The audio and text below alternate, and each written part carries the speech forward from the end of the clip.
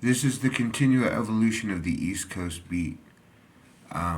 This shirt was donated to the facility where I volunteer at. When I was in my 20s, I used to wear button up shirts, both short sleeve during the summertime, usually black or gray button up shirts, and jeans, you know what I'm saying? And then during the winter time, I would wear long sleeves, you know. And but I was used to that because in the military, our overshirt was a button-up shirt to our BDUs. Our battle dress uniform at the time is what we used to call our camos. Back then, were called battle dress uniform because that was our battle dress, baby. You know, that was our set. You know, and so yeah. Anyway.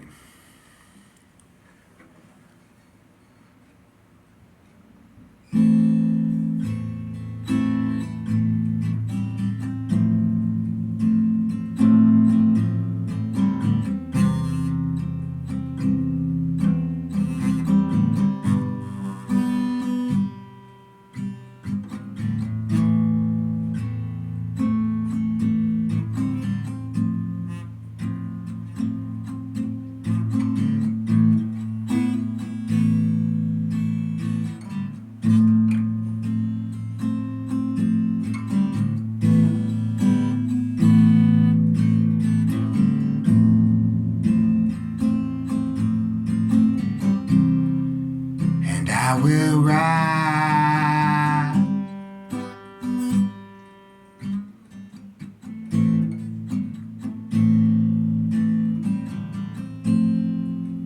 soon come the day when you will hear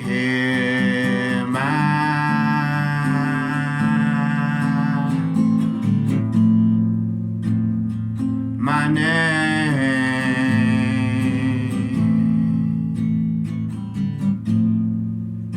called in the breeze.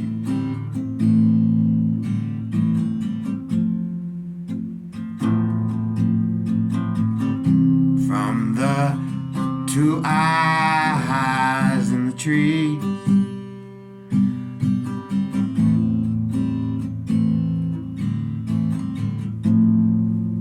who say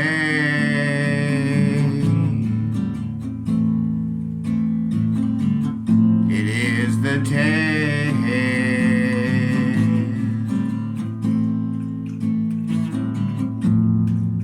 of the time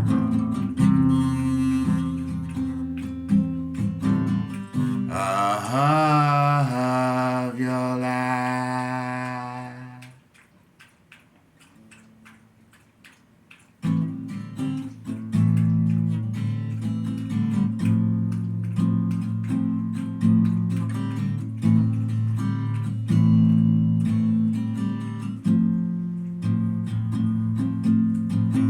My reply was, I was up all night.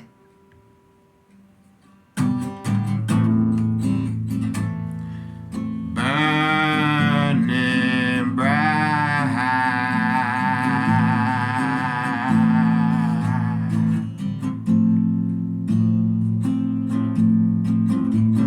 I even heard from the fields the cries at night.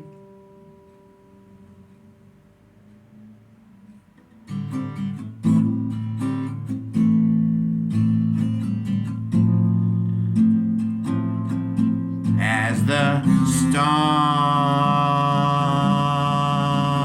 rolled in,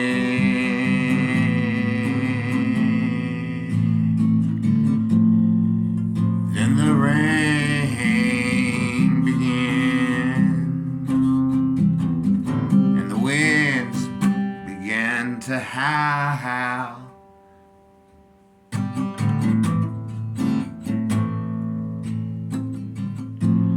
It was just a group of young men in the night,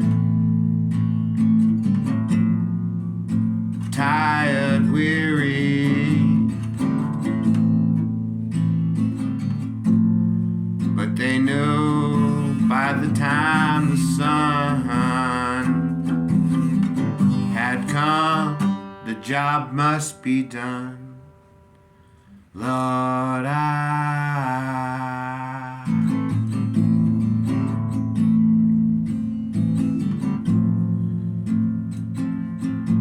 I was told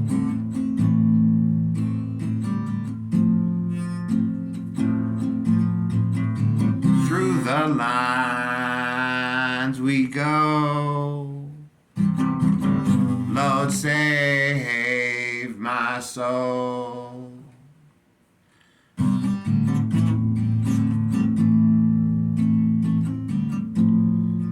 Tonight I ride, brother by my side.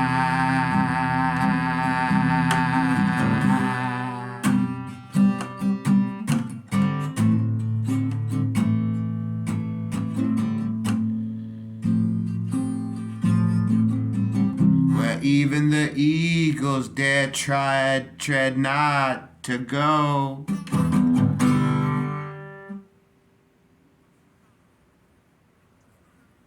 Who am I?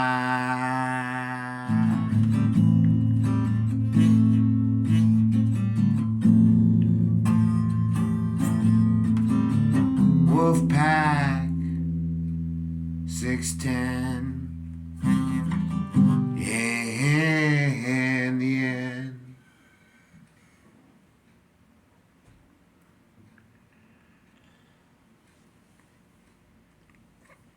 So it's Friday. It's not yet the witching hour. I heard that a lot of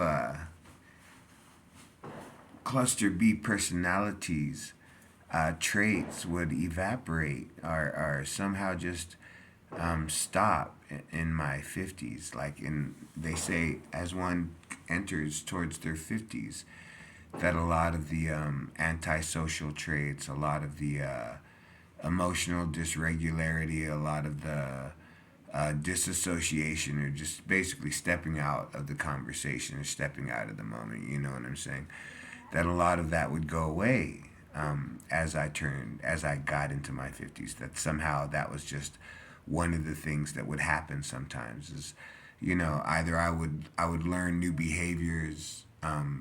And then I would have learned new behaviors and been putting them into effect, so that by the time I was 50, I was actually behaving differently than the original behavior that got me into the situation that got me stuck. You know what I'm saying? But not to defend myself, but like I say, I wanted to be in the army, and I played football, and I wrestled, and I went to state 3 times for speech, and I had a juvenile record. And, you know, it took all those things. It took spending time in a small town in Colorado where everybody got to know me, where I didn't drink. I drank twice the whole time, and once was out of a gasoline can that I put the Black Velvet. We had a bottle of Black Velvet because that was popular on the radio, and I put it into this empty gas can, but that was the only thing we had because I didn't want to get caught with a bottle of alcohol on homecoming night, because we won homecoming for the first time in 23 years. So somehow someone gave me a bottle, and I was like, oh, we're all going to meet, down by the movie theater. So I showed up, and then one of my partners on the team wanted a drink, so I'll drink with you, you know what I'm saying. But I drank like twice, and that was about as much. Like, I wanted to drink a beer. I remember one time when I was in Colorado when I was like 17. We were at this place, and they had this stuff called Iron House Stout, and it was like oatmeal and barley, and it sounded very good. And I tried to order it, and the bartender wouldn't sell it to me, and I was going to call him out on his coolness. I was like, man, I thought you were cool. You got Birkenstock sandals on, and hemp necklace. I figured you would have sold me a beer, you know what I'm saying? But, I mean, I was 17 years old, so.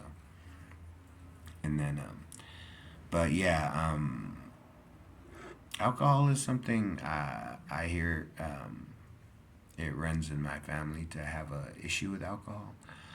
So when I was in the military, I drank, but everybody I hung out with drank because it was the only thing to do on your 2 days off. You know what I'm saying? At 2 o'clock in the morning, because it's why you're gonna sleep. You're 5,000 miles away from home. You've got $500 in your pocket. In my situation, I had seen a bus of wounded soldiers roll by, and I knew that could easily be me. So if I was ever going to come back to the desert or any other rotation in which I could end up wounded to that degree, I was going to dance in the club and talk to a Hungarian girl and drink vodka and take shots of tequila and Corona. Oh, they're very expensive in my country. They're expensive in every country. You know what I'm saying? I mean, I wasn't. I mean, I went to downtown Disneyland. Basically, every village I ever went to was, had a castle, and I know I'm paying to drink there. I know I'm paying to sleep there. I know I'm paying to eat extra at the McDonald's there.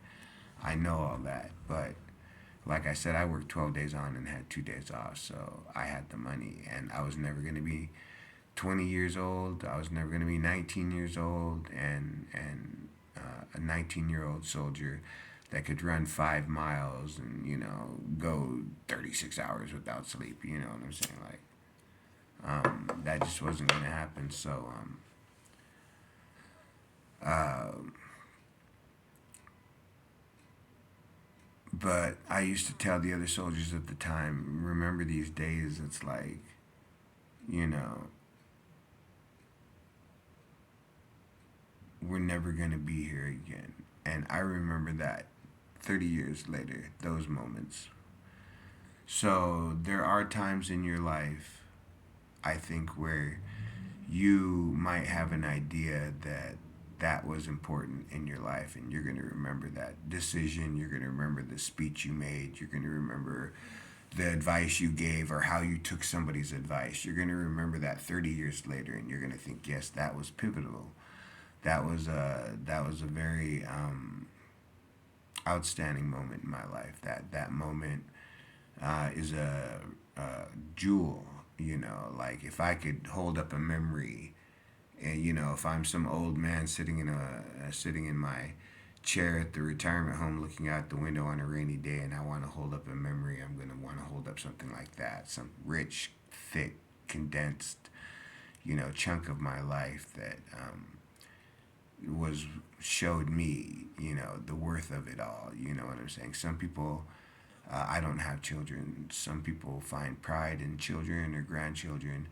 I've helped raise nieces and nephews. I have neighbors. I've always had neighbors that have kids. There was a time when I was more nervous around kids, but that was because of how other people acted around me. But there was a time when I was nervous about the way I acted because, like I said, at one point, I just figured, you know what? Let me test this whole dollar theory and inflation and 10% homelessness and 10% unemployment and 10% crime and 40% inflation and 600% housing price increases. And let me test all that for a minute. So I just kind of went out of my mind, but at the time, I was getting money from the Army to go to school. So as long as I was in school, I could, have enough money to spend 3 or 4 nights driving around Southern California trying to find a job that could pay me enough to live in that town. And I could never find it. So, I said, okay, so then I'm going to have to rethink uh, my life. But like I said, my advice is to younger people. Um, I mean, if you're 50 years old and you decide after watching me that yeah, you used to play football too, and or you always wanted to play lacrosse or something, and you're gonna go out and you end up getting 10-pound dumbbell and some, better cross training shoes, and you start going for 3 mile walks. By the time you tally it up, you walk 3 miles a day, and you have, now you can do 10 push-ups. It's like, hey, um,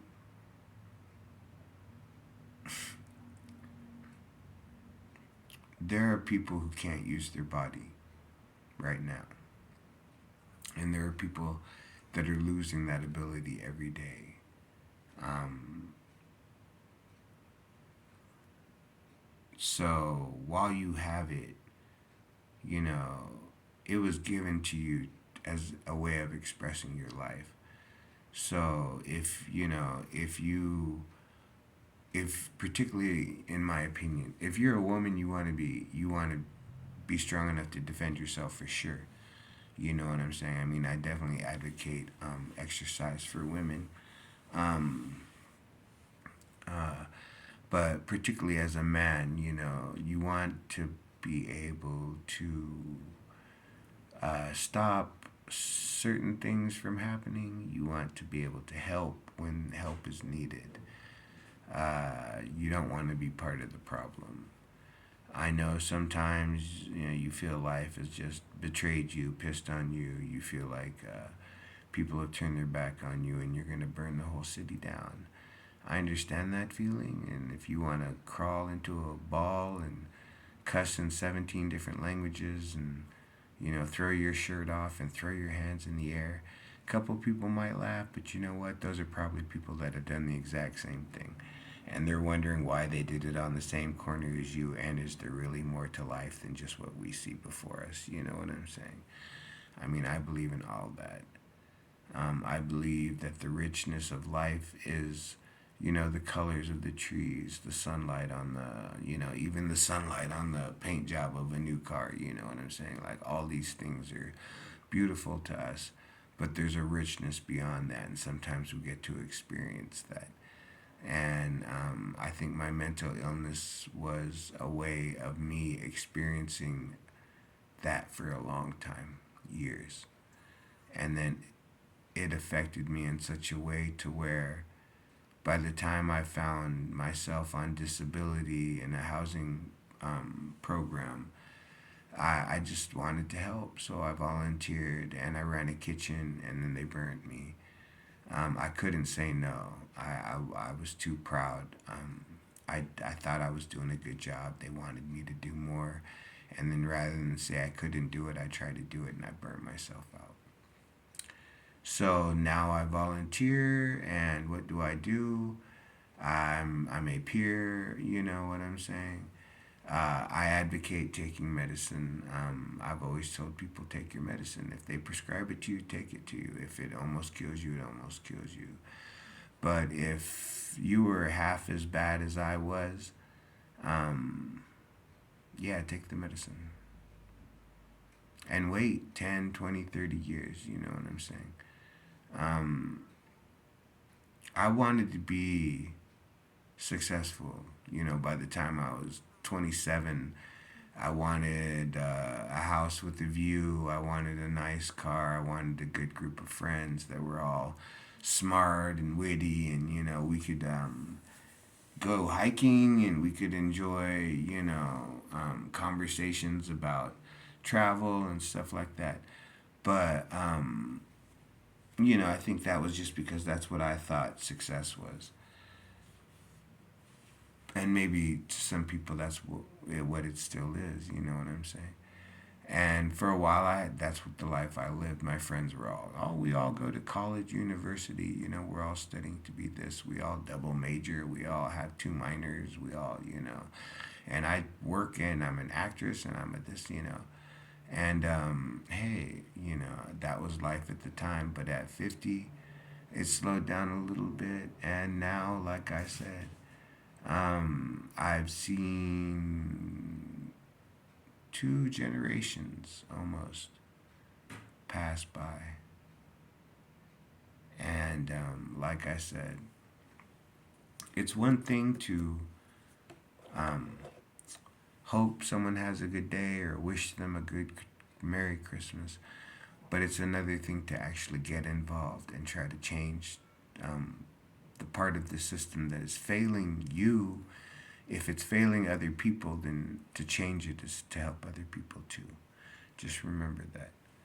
So I volunteer, and when I feel bad because I don't have a brand new 2024 Ford Bronco 4x4, and I can't go to the pizza parlor and get a triple cheese with spinach and cashews and Italian sausage pizza and a pitcher of beer, and all I've got is frozen burritos and some smoke and coffee. It's like, yeah, Oliver, and you got 10 fingers and 10 toes, and you've got stories to tell. And if I really want to, I can sit back and still be sitting in that club in Budapest listening to techno, drinking a Red Bull and vodka, listening to my girlfriend talk to her girlfriend in Hungarian, where I understood absolutely shit. But I was just in love with it. I loved everything about it. I loved how hot it was that night. I was sweating. I remember I hated sweating, but I loved it. And I could feel the same way about today. And I know one day when I'm sitting back, I'll be like, Oliver, you remember when that was your life? And I'll be like, yeah, and you know what? I tried to get high and enjoy as much of it as I could every day. From the first cigar in the morning, first cup of coffee, first, bite of, pan dulce, first chocolate chip cookie. By the time I'm sitting at the bus stop, I'm feeling the sun on my face. I'm feeling the breeze. I'm watching people walk by, and then I get on the bus and then I go to the place and I volunteer. And like I said, every now and then, do I make a difference? I think I do. I mean, it's enough to keep me going back. You know what I'm saying? I could be doing other things. This fly is crazy.